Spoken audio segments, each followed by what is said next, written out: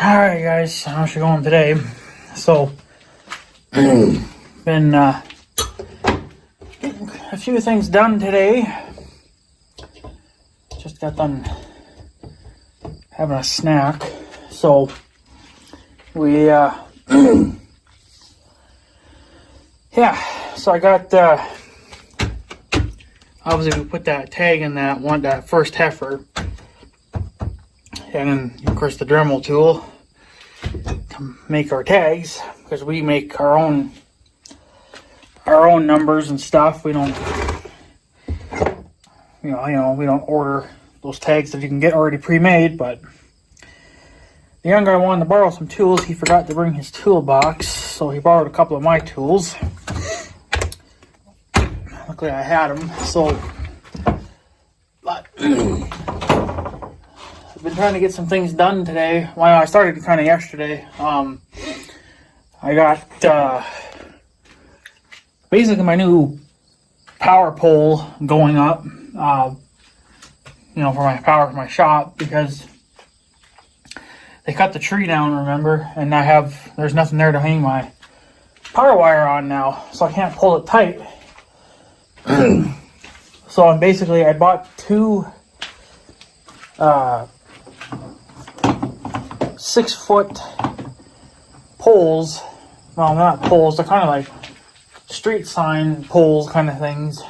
I just got them double checking Big Red's battery because I ran him a little bit today, but he's fully charged again. So I can probably go for my ride again later this evening.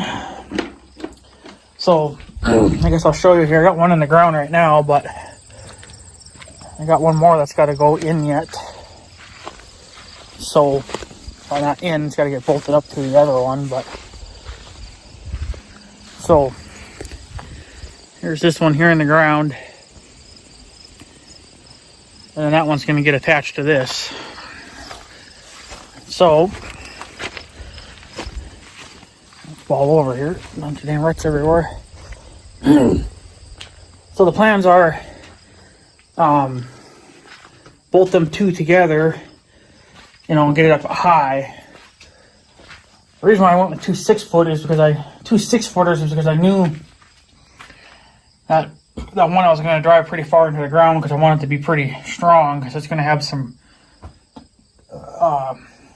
pull to it. If it gets to be too much, then I'll have to attach a piece of wire to it and then run it to like the corner of the shop and try to go into a stud and then pull it a little bit straighter that way. That's if it gets to be too much of a pull. But I want to do that, and then after that, I'm thinking I might put a couple of security cameras up here in the shop.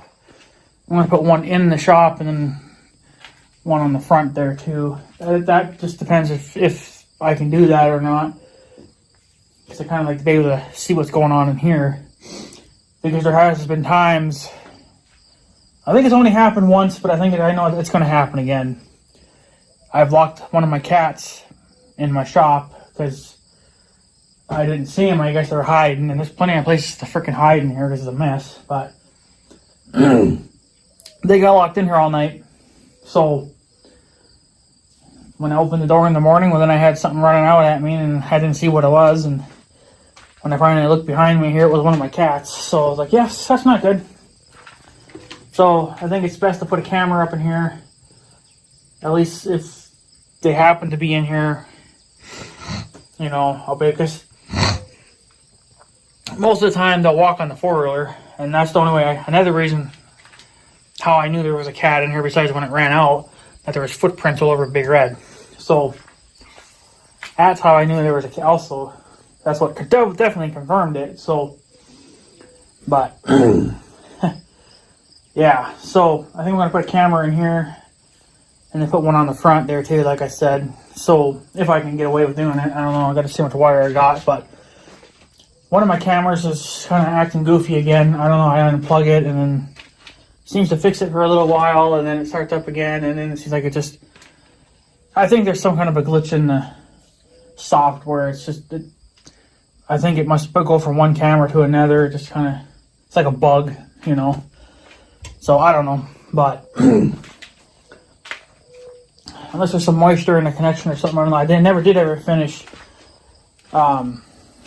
waterproofing my connections. I only did a couple, but I gotta do the rest of them. I gotta finish that too before winter, I guess. But I gotta get some bigger shrink wrap. I only got the small ones, and it's fine for the power wires, but it's not all right for the video feed wires because they got such a big connector on them compared to my power wires. So they got a little bit smaller connection. So yeah, so young guy broke the mower. Like I told you, he broke that little drive shaft there for the crimpers or whatever, or the rollers, whatever you want to call them. He's been trying to find parts. He's been trying to find a new drive shaft. He ordered one. He's got one coming in, but he wanted to get the mower up and running because they want to finish cutting hay because they got quite a bit yet to cut, and they just want to get done. So, but he managed to find, I guess, like a part of a yoke or something that was about the same as that. So, or it's the exact same as that. So he just replaced the broken yoke part of it. He says that should get him through the rest of the year, unless the other end of the shaft breaks. But he says he's got a spare coming anyway. So they got that put back together earlier today, and they took off with the mower and did what they have to do. We checked the hay again. Still damp underneath. But he thinks it should be ready to go by tomorrow, given how it's so sunny today and windy and kind of just hot. So he says it should be ready to go tomorrow. If not, well, then we'll have to flip it. But he thinks it should be good to go. So, and these are going to change a little bit. It's going to be a little bit more work. It's going to be a little more confusing, but I won't be using the bale mover this year to move the bales like I normally do because it broke. I don't know if it broke this year or if it broke last year or whatever, but it's broken, so there's no using it, so I have to use his bale spear that he has. The problem with bale spears is you can only grab them from the flat side of the bale, you can't grab them from the twine side, and that's how we have to grab them when we want to put them in the yard. So he says the only way that you probably could do it is because I can move the bales a lot faster than my uncle can. So he says the best thing you probably could do is get both tractors involved, and then I grab them from the field and bring them onto the road, drop them on the road, and then my uncle comes with his tractor and grabs it and then puts it into the yard and stacks it to how he likes them stacked. So, because I think if I do them the other way, you know, from the flat side of the bale, we might lose a little bit of ground because there's going to be gaps, and we'd be filling up the yard more than we normally would, and we might get a lot of hay this year, so we need all the space that we can get. So we got to stack them the right way, which is, you know, and I could normally get away with that with the bale mover, but see, the bale mover is not working right now. So, and then he wants me to do, well, take our hay, stack up his hay, and then he wants me to do the piece by the cemetery. Sounds like I'm going to be doing the ditch field, and then I guess he's got some stuff on the North Dakota side that he might want me to do as well, but so I think I'll be moving more hay this year, but I don't know. I want to try to get ours done as quick as possible. So I'm thinking I might just grab all our hay from the square field, because that will be the fastest way to do it.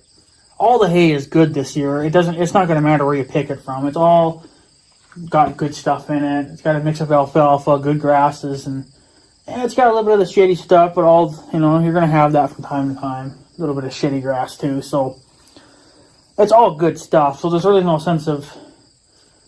I think I'm still going to grab the bales from the far northwest corner, which is that little neck, and then go along there and then go into the ditch and then grab all those. But then, and then grab a few of those good bales, that's got just pure good grass, the stuff that he planted. Grab a few of those, and then the rest of it's just going to come out of the big square field, I think, because I don't think it's really going to matter. It's all the same. It's all good stuff. So I want speed, at least to get our stuff up. It's going to, for the young guy, it's going to take longer because, I got to travel a little bit more. But the thing is I can stay in the field. I don't have to go to the yard with it. If I do it in the big square field, well, then I'm literally right by the yard. So it'll be a little bit faster that way. So I think that's the way I'm going to do it for this year. Might have to get the 400 involved as well, to just so he can stack them the way that he wants them, because I can't really do that. So, and I think if we do it the other way, if we do it with the spears, we're going to be losing ground, because the bales are going to have a bigger gap between them. And then when it comes time to feed them, he's going to have to play with them and get them turned around. That's just going to take time. So it's better to just do the bullshit now while it's nice out, and put him to the way he likes them, and then he can just grab them as he needs them. I'll talk to him about that and see if he wants it done that way, and then where he wants to start. Well, I'll probably grab a few of those good bales first, depending on how many's out in that field, and then grab from that little neck area and then along that ditch. And then from there, I'm going to grab out in the big square field and be done with that. At least get our hay out of the way, so then I can focus on the young guy's hay, because I want to get that done as quick as possible too. So then he can have his forks back, or his spears back, and then move what he's got to move with them yet, because he's got a lot of bales to move with them too. So So I don't want to take a month. It's probably going to take me a while. I don't know. It depends on how many hours I want to put in. I would like to run during the day, but then it's usually too hot. I like to run in the evening, but then you got the sun in your eyes. I could go in the dark, but then my uncle might have a hard time going in the dark, because his lights on his tractor don't even work. So I don't know. We're gonna have to come up with some kind of a game plan, I guess, because even if I did it for like 8 hours, I started at like 10 o'clock in the morning and we went until like 10 at night. Well, that's probably more than 10 hours, or more than 8 hours, but I think we could get a lot of our hay put up. I don't think we'd get it all put up. You would think that we could do that within just a few, 8-10 hours, but I kind of doubt it. So, I don't know. It really depends on how fast my uncle can move with his tractor too, because he doesn't like to push his tractor very hard. He does go across the field all right, but it's still, he can do it because he can go across the fields a lot faster than I can, really, because one, he doesn't have a cab, so he's not top heavy, and he's a little bit wider than I am. So, and he's a lot lower to the ground, so his tractor would scoot across the field a lot faster than mine, because he can actually go up a gear or two. I can. I'm literally in high first, most of the time. So, and then when the TA was working, when I'd pull the TA down in the low one, I'd come through a bumpy spot or going downhill or whatever. So, but I don't have a TA, so that's not an option anymore. So, one day I'll have to get that fixed. But, yeah. So we thought that my cow was going to calf, because she was acting kind of wonky yesterday. She was kind of panting a little bit. I think it was she was just hot, but and then the area that the baby would come out, that was kind of opening up a little bit. But I think that was just because of the way she was laying. So I've been kind of watching her the last 2 days, and she's been acting all right. So I don't think she's quite ready yet. Can't really go over her damn milk bag because it's been big since last year. I don't know. So she's just stupid, I guess. I don't really know, but keep an eye on her for a couple more days, and if nothing happens, well then just forget it, I guess. We'll go just wait until the next cow to pop. So, like I said, we got 2 calves on the ground now. We have that first heifer, and the second calf is a bull. So we tagged that heifer. My uncle's got his own set of ear tags. He's got the same ones as mine. Mine are white and black, and his are yellow and black, because we obviously want to be able to tell our cows apart, just by IDing the color of the tags. Number wise, it doesn't really matter all that much. We still do, numbers and letters or whatever. The main thing is just the color, because that's what's going to stand out from a distance. So my cows run black and white tags. Well, they're white, but when you want to engrave like a number or something on them, well, then you actually grind out a little bit of that paint, which is just like a rubber-based paint. And then under that is a black rubber thing.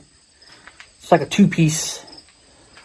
I don't know how to design it, but you grind away at the white paint, and then there'll be a black layer underneath that, and that's what actually shows through. So, but they're pretty good tags. I like them. They're a lot more permanent than ones you just write on with a stinking marker. Ones with the markers don't really last. They seem to fade after a while. Or the numbers, the ink comes off after a while. And the only way you could do that is you'd have to put the cow into a squeeze chute, and if you wanted to redo it, you'd have to put them in a squeeze chute, lock their head up, and write the numbers down or whatever, and then there you go. But I prefer my type of tags way better over anything else. I found them actually on a YouTube video from a couple of years ago. There's a guy that uses those exact same tags, and he likes them, so I'm giving them a try, and I've been happy with them too. So I think I'm just going to keep on rolling on with them. I think I got like a 25 pack of them, and so does my uncle. And, well, hardly put a dent in them. So, but I got one made up for them, for the mother, my first cow. Whenever I get a squeeze chute, I can run her through it, and then I'll put her tag, and I got a tag made up for her now. Well, I did that a couple of years ago even. I guess I was thinking it would have to go to the young guy's farm. I figured if there's something wrong and he has to take it for whatever reason, I was probably going to have him take my tag and my gun thing there or whatever, and put it in her ear.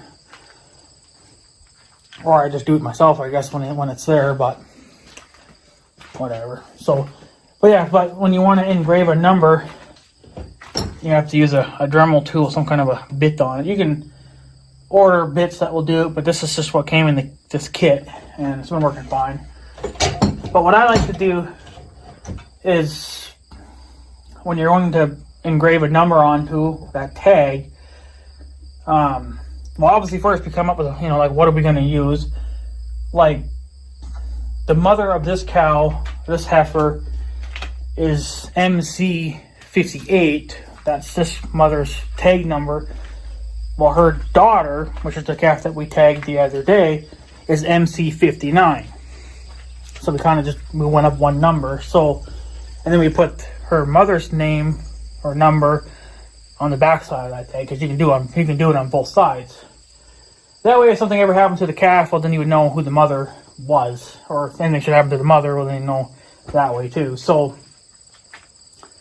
but what I like to do is, once we come up with a game plan on what numbers and letters we're going to use, I'll actually write it on that tag with a permanent marker, and then I'll look at it. I'll study it, go on, does it look good? Whatever. Because you only kind of get one chance at using this tag, and you fuck it up, well, then the tag's destroyed. It's no good. So, gotta start all over. So it's easier just to use permanent marker, because at least with permanent marker, on a rubber surface, you can just wipe it away and it'll disappear. So that's what I do. And then once I get it to my liking, I'll take my little Dremel tool and then I'll grind it out. So it works pretty good. It's slow. When you got to do it my way, it's a little bit slower. But I want to make sure everything's, good. It's not going to look like horse shit or whatever. So, but other than that, yeah, those tags work pretty good. And the way we've been doing it, it's been working. So yeah. But yeah, I got to run to the hardware and get some bolts for my doohickey, my new power pole. That's what I'm going to call it. Oh, funny story about that too. I drove it in about 14 inches and then all of a sudden it stopped. And it wasn't going in any further than it. I mean, I wanted the damn thing to be at least 3 or 4 feet deep, so it wouldn't move. So I was like, what the hell's going on? Because I'm beating on it with a sledgehammer. It was going in fine, and all of a sudden it's like it hit something solid. So I was thinking, that I hit, like maybe there's a piece of concrete down in there or something. So I started digging. So I'm digging the dirt away. I get down to that, 15 inches or whatever, 14 inches. I hit a fucking, like a 2-inch tree root. Which now would explain why the fuck my floor is cracking. Well, now, it was cracked when I moved in here. But I think it's gotten worse over the years. But I think this is why this is cracked so damn bad. It's because the tree roots are growing in and then finding whatever there is for moisture underneath that concrete, and they're going and pushing up on it and breaking it. Of course, now the frost can be doing that as well, because I don't think this doesn't go below the frost line. It's not a shop. It's not like a real shop, so you're not going to go below the frost line with that. Not with something like this one. It's just like a storage building. So, but I think that's why it's cracked so damn bad. Because the tree roots, there's actually 2 of them. There's one that goes right along the concrete, and there's one that goes, kind of, it's right. It seems to go right through the concrete or something. I don't really know. So I had to dig the dirt away from it, get the frickin' boss, or the farm boss out, the chainsaw, and I had to cut that root off. After I got the root out, the damn post went right in with no trouble. So all that work just for a little frickin' 2-inch tree root. Now there was a tree right there in the corner, so that's where that root come from. But I don't know, fucking trees. This is why you don't plant trees close to buildings, people. You ruin your freaking foundation of your homes and your shops and barns and whatever the hell else you got for buildings. If you got a concrete pad like I do here, and like your house does, yeah, it's gonna be broken in quite a few years. So, but I gotta go to the hardware now and get some bolts. I need at least 2 or 3 of what I do with them now. I think I threw it in here. I know I kept one out here, but I think it was something like this. I need about 2 of those, 2 or 3 of these sizes to bolt the post together. And then I need another one like this, but super long, so I can mount all my wires to it and, be done with that. So, because I don't have a tree here anymore. So, I did that. I'm going to be doing that. I don't know when we'll be going shopping next. I imagine it'll be sometime this week, but we had to make a run down to North Dakota, or go to the North Dakota side yesterday. Come to find out we were low on salt blocks for the cattle, and my grandma wanted another bag of feed for 2 chickens that she has. She's getting kind of low on that. So we did that and went did a little bit of shopping for them as well, to just get it done and over with. So yeah, so we spent a good mid-afternoon doing that and whatever else. But now I'm going to get into the exciting story because it finally happened and it turned out all right. So Farmall A, stud, broken, right? Well, stud no longer exists inside that tractor. So I got my tools from Harbor Freight just today. That's the screw, screw thing, because I still got the thing on there. I haven't taken it off yet, but yeah. So you can see that this one has the grooves on it, kind of like a backwards drill bit. And yeah, and I ordered some, I guess what happened is, while I wasn't paying attention really all that well, but when I ordered these things, they came with their own bits. For each size of these things, it came with their own bit. I still ordered some left-handed drill bits anyway, because I wasn't really paying attention, I guess, all that well, and didn't really realize that they came with their own screws, or their own left-handed drill bits. And then I also ordered center countersunk drill bits. I guess kind of what they do, it's while you make a little dent with a, what do you call them? I don't even know what you call them now, but they make like a punch. You use like a punch or whatever, or thing that makes like a little tiny dent in whatever you're trying to get out. And then you use those countersunk drill bits, and that just makes sure that these, because if you use a regular drill bit, even if they're left-handed, they still have a habit of wandering off. They wander off from where you're actually drilling. So if you use a center countersunk drill bit, or whatever the hell they call them, use a punch and then use that, and that'll get your hole pretty square, or dead center. And then from there you can use your drill bit and drill out your hole, and then you can use your little thing to remove them. So I ordered all of that from Harbor Freights, and then yeah, of course, being a very nerve-wracking job, I was sweating bullets, because I didn't know this was going to work, because you have a 50-50 chance of these fucking things coming out of anything. It doesn't matter if you're working on a tractor, or it won't matter. You're trying to remove a stud or a bolt, it's a 50-50 chance that's coming out. So I got very damn lucky with this one. Of course, now I actually drilled all the way through it, and then you can tell it wasn't going centered, but it didn't hit the threads, and that's actually the main thing, is you don't hit the threads, because if you do that, well, then you fuck all your threads up, and then good luck getting anything back in there. So that's actually how deep they go in there. Of course, now some of it's left behind on the other piece, but they're not very long. It's not a very long piece. And so that's only how much I had the heat of the block on the side, because I heated this up too.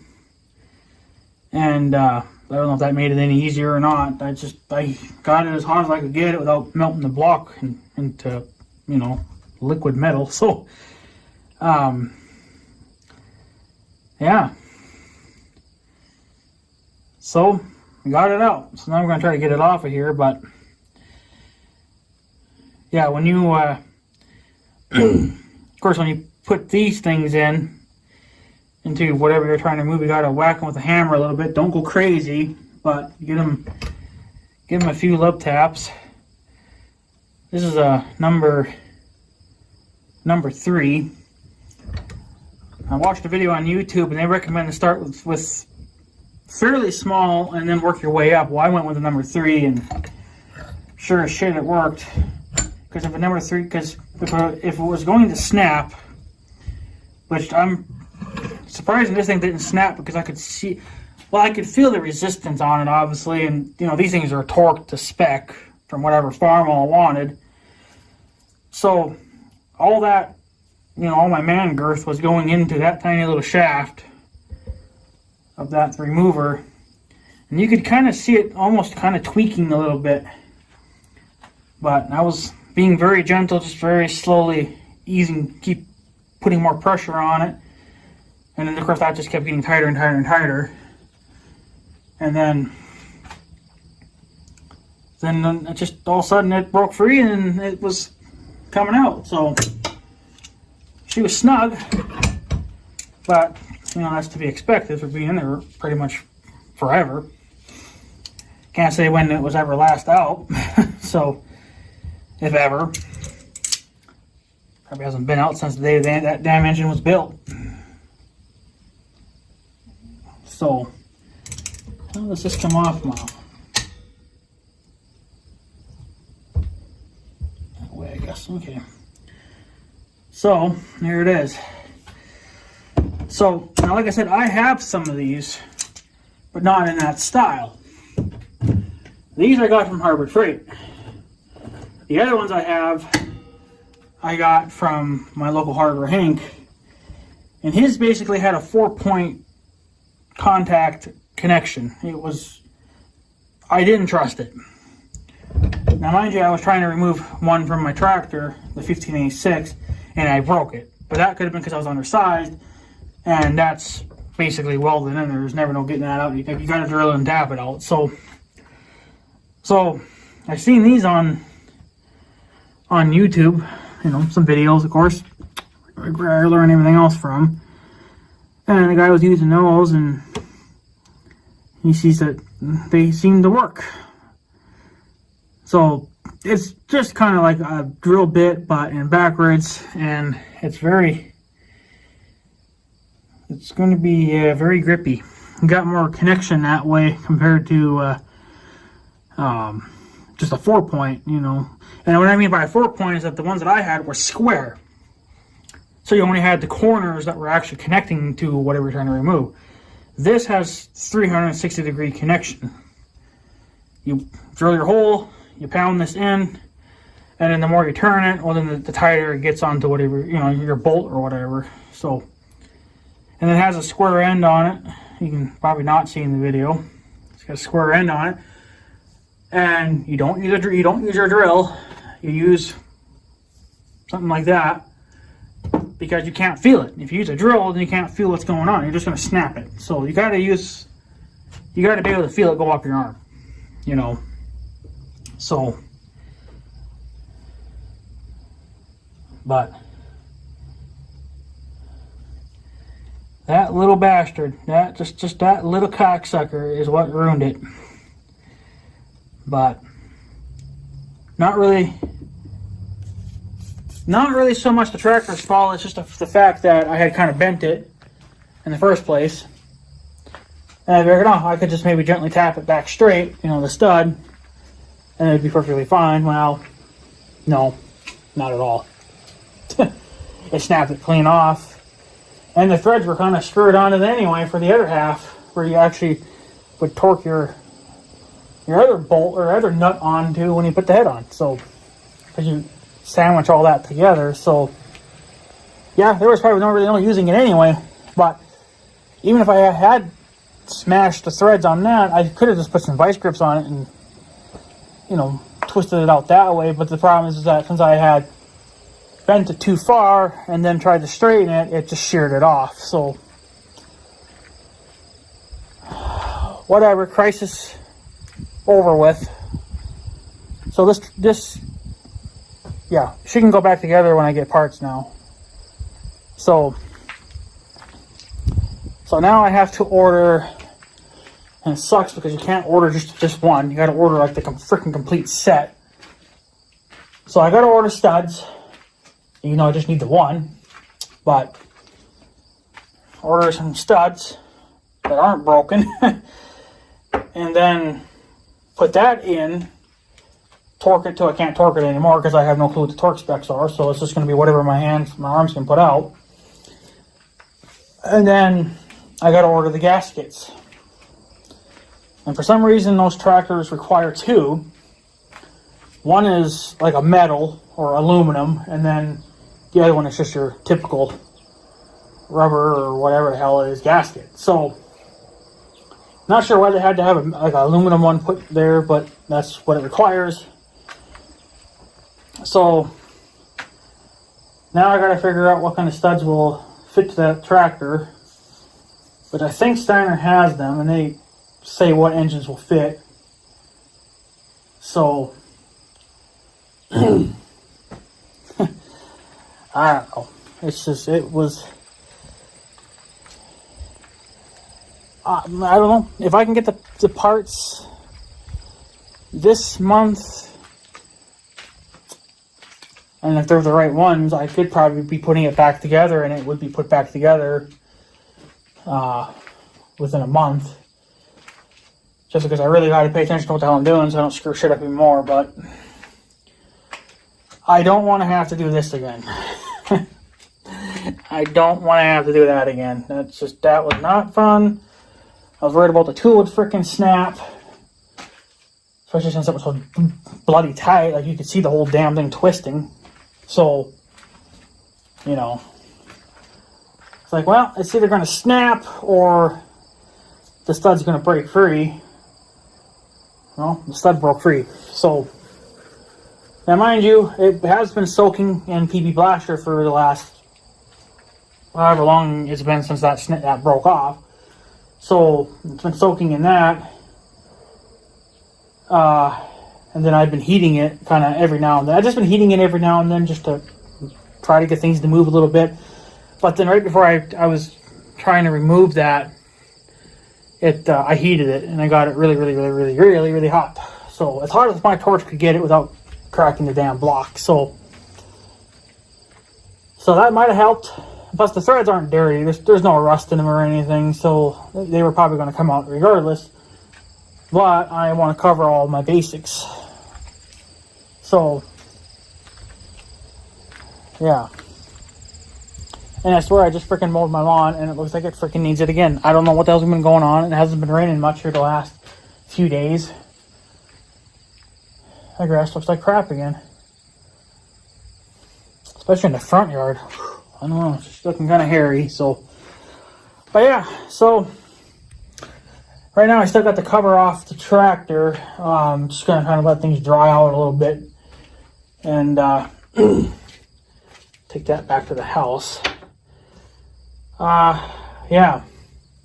Probably should take my shot towels because I need to clean the engine up again, get the metal shavings off it. I did the best I could to avoid them from going down into the pistons, which I'm sure a few went in there. But the pistons are covered in, I got them soaking in oil again. I do that every now and then. So, just to make sure that they're still lubed up. Keep them lubed until she can lube herself. And, yeah. Ran the grain truck yesterday, too, for an hour. She was a little, she fired right up, surprisingly. Of course, it's been hot, and then the sun's been beating on her all day, so the engine got super hot. So I don't think it really even needed any choke. It just seemed like it popped off on its own without even needing choke. Which, whatever. So, got a nice north breeze going on. So, yeah, I don't know. I think the young guy will maybe be here tomorrow for baling. He thinks anyway. Right now the baler's still pretty far from home, so that's why we're not raking, because he wants fun. We checked the hay, and there was still a little bit of moisture underneath. And he thinks that it probably will dry out between today and a little bit tomorrow. And then, yeah. So, then he's going to come and bale it, hopefully tomorrow. But he says if it's still too wet by then, well, then it may have to get raked. So, flip it and have to sit for a couple hours and then bale it. So, but it also sounds like he wants me to be moving hay kind of as he shits them out of the baler. He wants them gone. So, because we're all behind. I should be moving bales right now. I shouldn't be thinking about baling hay. You know, I should be already stacking ours up. But it's just the way the weather is. It's just ridiculous. So we still have plenty of time anyway, but if it was just us, you know, if it was just our hay, then I'd leave it out there until we needed it, and I wouldn't even bother. I'd probably still stack it up in the field, but I just wouldn't bring it into the yard right away.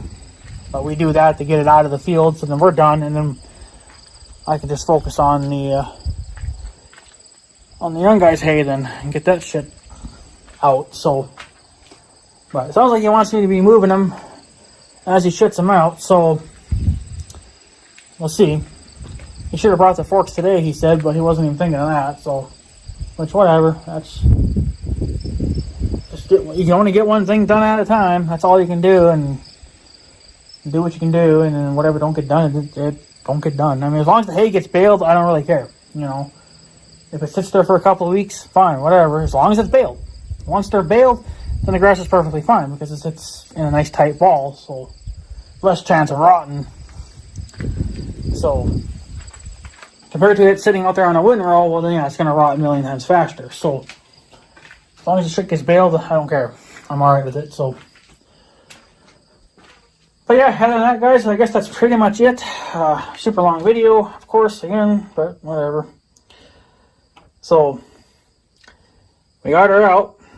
So now I can go on the Steiners. I think they're the only ones that are going to sell that.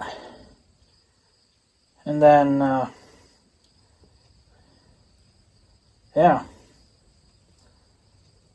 Get it out, and then, or get the new ones here, and then she might be back together before we know it.